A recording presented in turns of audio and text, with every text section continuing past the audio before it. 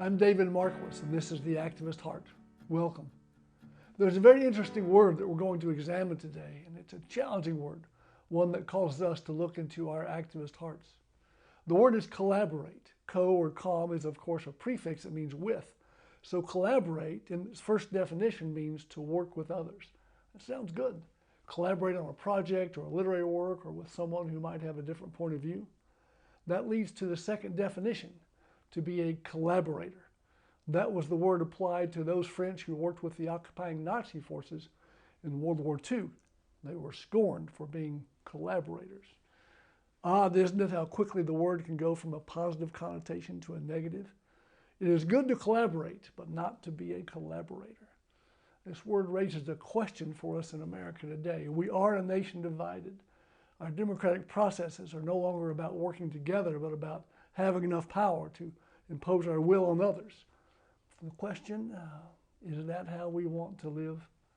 In your activist heart, can you find the room, the space, the tolerance, the love to actually work with those who believe, speak, act, and vote differently? Can you do that? And can you collaborate without becoming a collaborator? Can you negotiate on specific pieces of legislation without sacrificing your principles? And if we can't do that, how are we going to move at all? Not move forward at all. Here are a few things to consider. First, those people who vote differently and think differently than you have to let them own their lives, just like you have the right to own yours.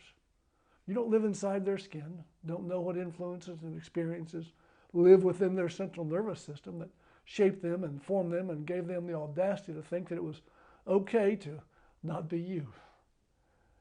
We don't have to embrace each other's politics, but we do need to embrace each other's humanity. First, we have to collaborate on affirming each other's humanity, that each of us has that right to own our lives. Second, we have to collaborate on understanding the problems. The second step is not to find solutions. It is to agree on what the problems are. We're not ready to find solutions together if we can't even agree on what the basic issues are. And then it's time to collaborate on finding and implementing solutions. Now, here are some questions for you to answer. There's an assignment. Can you, in your activist heart, truly embrace and affirm the humanity of those with whom you disagree? We need an honest answer here. Next, can you collaborate on identifying the issues, the problems to be addressed? That one I think is pretty achievable. And then the big one, can you collaborate on solutions, finding and implementing solutions, which means time and monitoring and continuing to work together? And can you collaborate on specific items that require compromise without sacrificing your broader principles? There is no foreign power occupying our nation today. Serious disagreements among ourselves, absolutely.